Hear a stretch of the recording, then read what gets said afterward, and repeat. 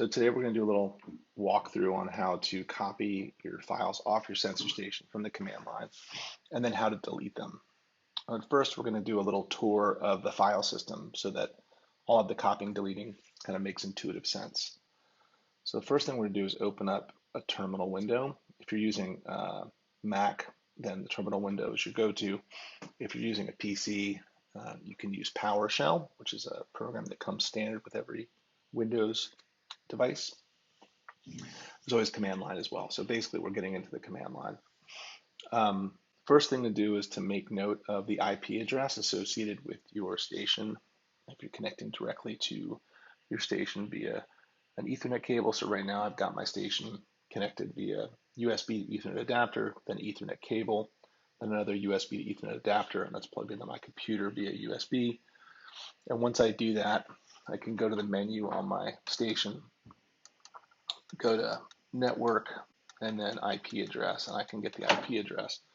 If it's an Ethernet connection, the IP address will be preceded by ETH0 typically, which is Ethernet 0. If it's a wireless connection, if you've passed the wireless credentials to your station, it'll have a WAN, W-A-N typically, and then a different IP address. So either way, we're going to attach to the Raspberry Pi on our station via the command line, and we're going to be using that IP address. There are two options. You can use the IP address or you can use the host name. The host name is SensorStation.local. So for instance, I can use the ping command to see if I'm connected. So I can ping SensorStation.local. And you can see my IP address actually shows there. So that 169.254.237.56 is the same IP address I see when I look at my LCD screen. So I'm just going to break this. There, good. And the other thing I see is that it's sending packets and receiving the response. So I know I'm connected to it. Same thing would happen if I did the IP address, right? So just do it for illustrative reasons.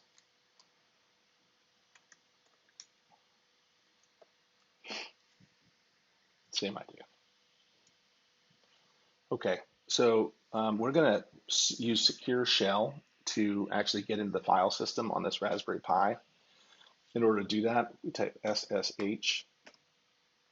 And then in the case of late version 2 and version 3 station, all version 3 stations and forward, we have to precede this with CTT at.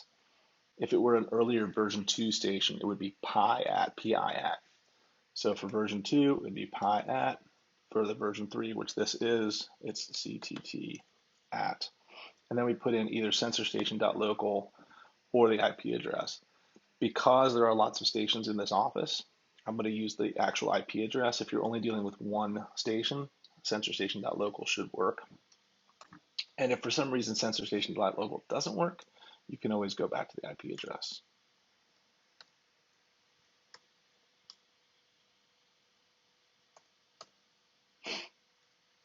Okay, now it asks for the password. Again, for version 3 stations, this password is CTT-station, and it will not echo, which means you won't see a response. So I'm assuming I typed it correctly, and I did. Great. The green kind of prompt indicates that we have SSH'd into this device. So now we can use some simple command line commands to kind of navigate around this area and see what's in here. So if you do a ls is your friend. It's going to tell you, it's basically listing whatever's in the directory you're in.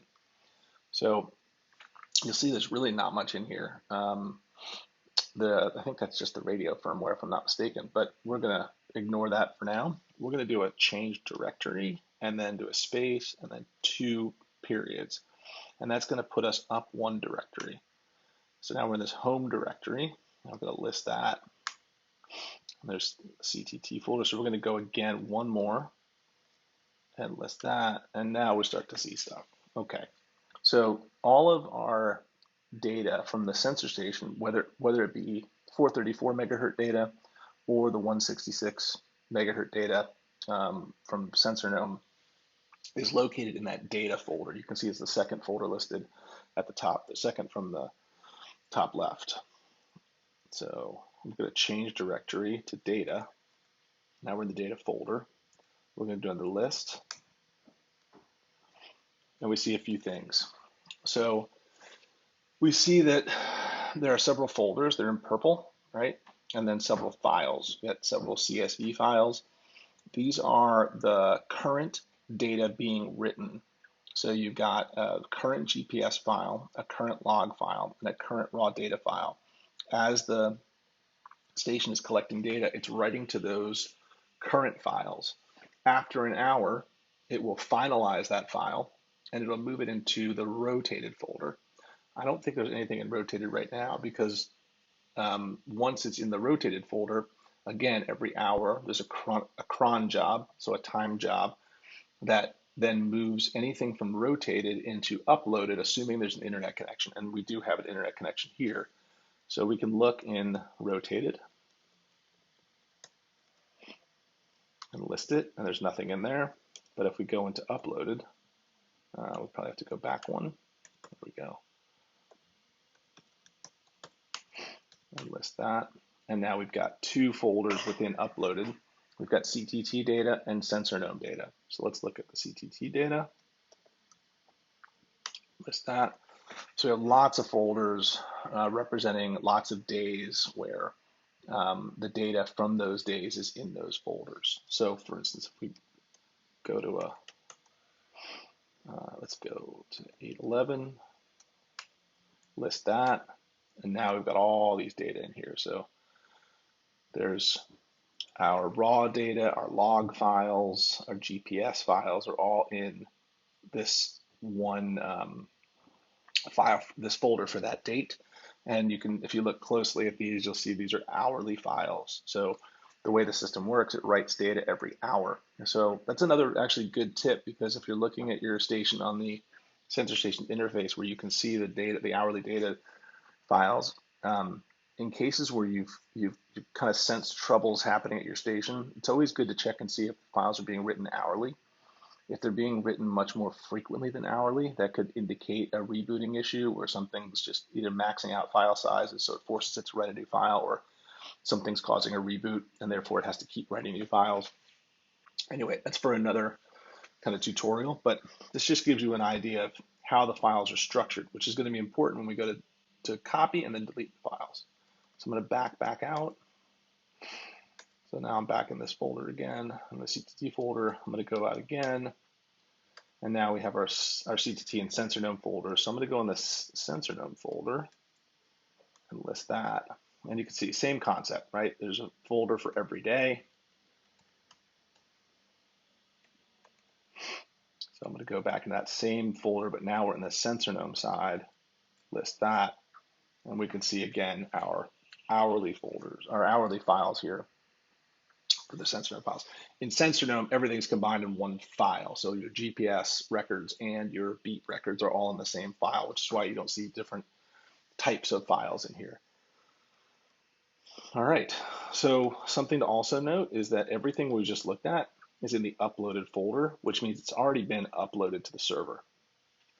So, and you don't have to keep listing as we change directories. I'm just doing it to remind myself where I am. So as long as it's in the uploaded folder, that means it's already been uploaded to the cloud. So really, you don't need it on the SensorStation. So if you're trying to maintain your station, you want to reduce extra files on the station, removing everything that's already been uploaded is a great idea. Now you might have a station that's not on the internet, right? So nothing will be in uploaded, but everything is in rotated. In that case, we definitely want to download everything that's in that rotated folder. And in fact, we might want to download everything that's in the data folder, which includes everything you're seeing here, the current data, everything that's in rotated, everything that's in uploaded potentially to make a full backup. So we're going to go through the process of doing that, of downloading it, but then also removing it. The thing that's tricky here is, see that SG files folder? So in that folder, there's a few important documents, for important files that relate to how the SensorGnome functions. So if you're familiar with SensorGnome, you know you have a deployment file, and that's what that deployment.txt file is. So you don't want to delete that um, because then you'll have to redo your deployment file. So it's not as simple as just deleting everything in the data folder. Otherwise, you could delete everything in the data folder and the system would recreate the main folders, but it won't recreate the stuff in SG files. So when we do our delete, we want to make sure we're potentially only deleting the stuff that's in the rotated folder, the uploaded folder, and the SG data folder. So again, SG data, not again, I didn't say it before, SG data is um, is where the sensor gnome data files are. So we want to make sure that so they go from SG data to uploaded, whereas in rotated, we would have our CTT files that have been written every hour. So we want to remove all the data in rotated, SG data, and uploaded without deleting the files in SG files. So now we can kind of get out of here. So we've exited and we're back into our main command line. We're not SSH'd in anymore, but here is where we will do the copying and then the deleting. Okay, so to do the copying, to copy the data from our SensorStation to our local hard drive, I'm going to go to our SensorStation user guide. So actually, show you where to find this. Go to our website, go to support, and then the CTT user guide is here. So the SensorStation user guide will walk you through these things. You can use the HTML or the PDF, both of them are up to date. And just to make things faster, I'm going to do a find and command line. So downloading your data via the command line is the starting point. So I kind of walk you through what the commands mean because it's not super straightforward until you play with it a little bit. But basically, we're on a V3 station, so we're down here. We're going to use this command, SCP, which as I stated up here is secure copy. And then -R means recursive. So we want it to copy everything within the files and folders that are within the source folder. We're going to put in remember we did the SSH to CTT at the IP address. So that's what this is. So we're saying, do a recursive secure copy at this location, :/data means we want to go into the data folder. So we want to copy everything in data, and we want to copy it to some location. So we can either put a period, so that's going to copy it to whatever location we're in terminal. So if we move this a little bit here, we'll see. Come on, get this out of here, make it easier.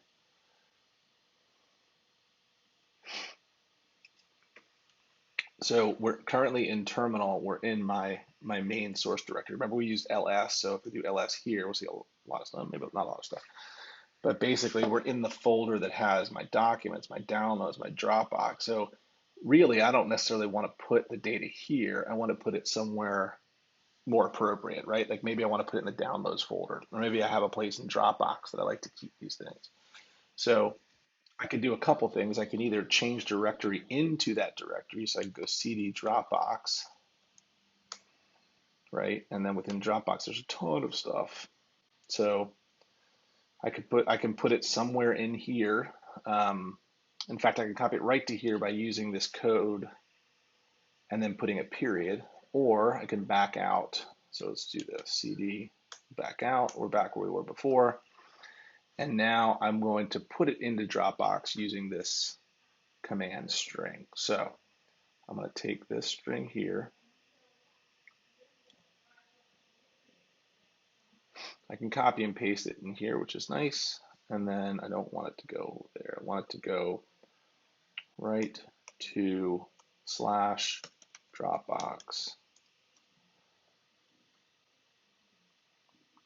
And this IP address is not the same as my SensorStation. That's 169.254.237.56.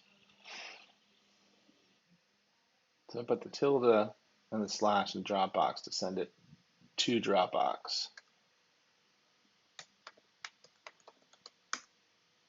And there it goes. So you can see now in Dropbox, it's created a folder.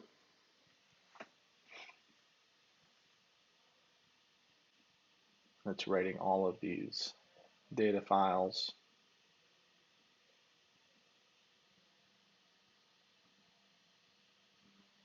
It's also got all of the stuff we were talking about that you don't want to delete.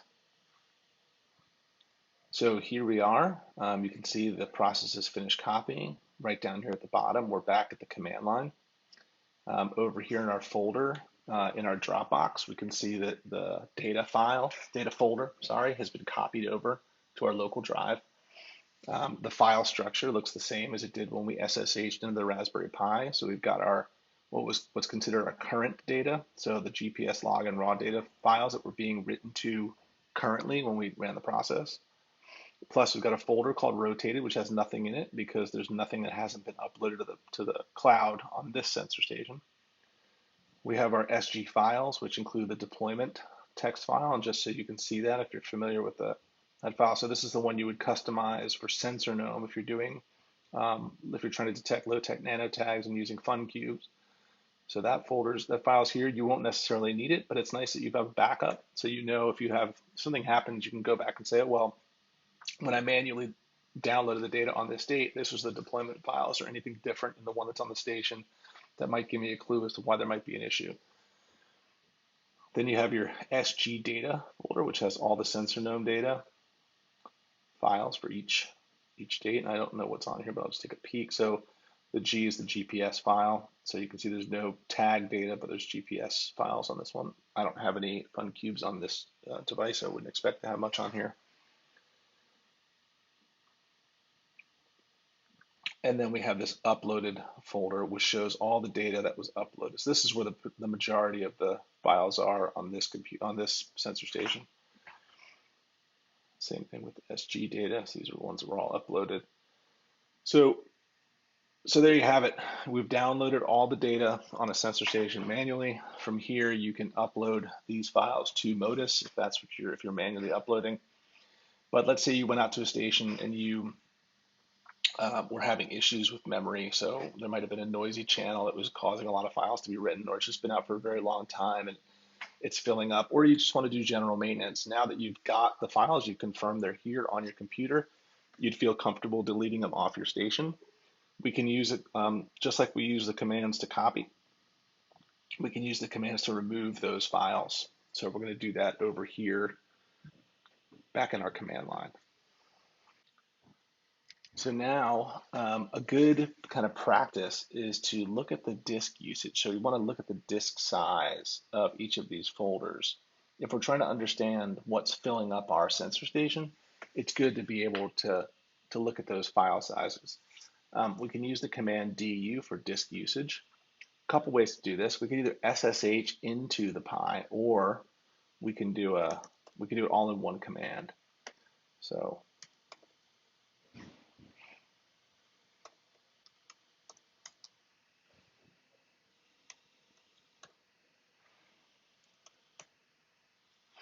here we're saying we're going to SSH into that Pi, and then we want to run this command once we're SSH'd in. So du for disk usage.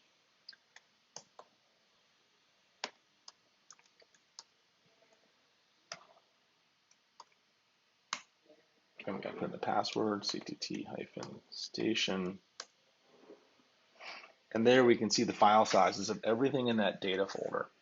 Okay, so we can see that, let's see, uploaded has 1.6 gigabytes. So all of that data has already been uploaded, so we don't need it there anymore. But we want to do this so that we can, when we run the command to remove all the files, we can compare it and say, okay, yeah, we removed all the files, like they're not there anymore, and therefore the disk usage has been reclaimed. So let's see if we can recall this. Oh, probably not. Okay. So the next thing to do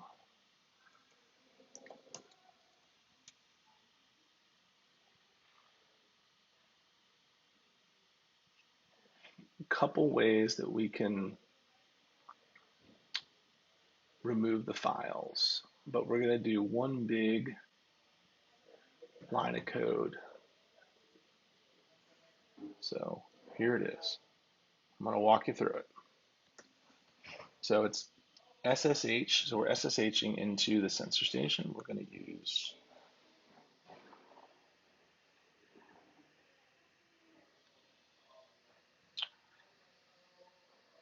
the IP address.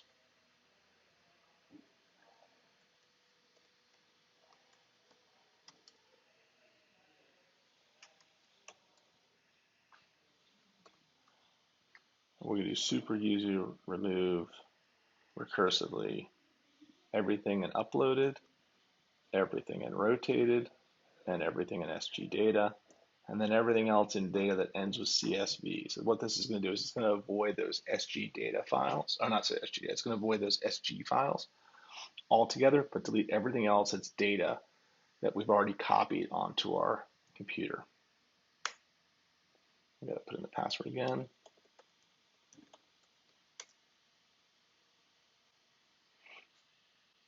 And it's done. So in order to check, let's just do a quick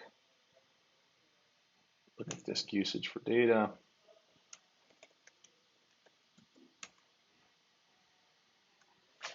And we can see the only thing left are the folders.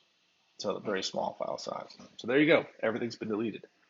I'm going to update this in the user guide so it's there in print, but you've always got this video to go back to. If you have any questions, don't hesitate to reach out, support@celltracktech.com, and good luck maintaining your stations.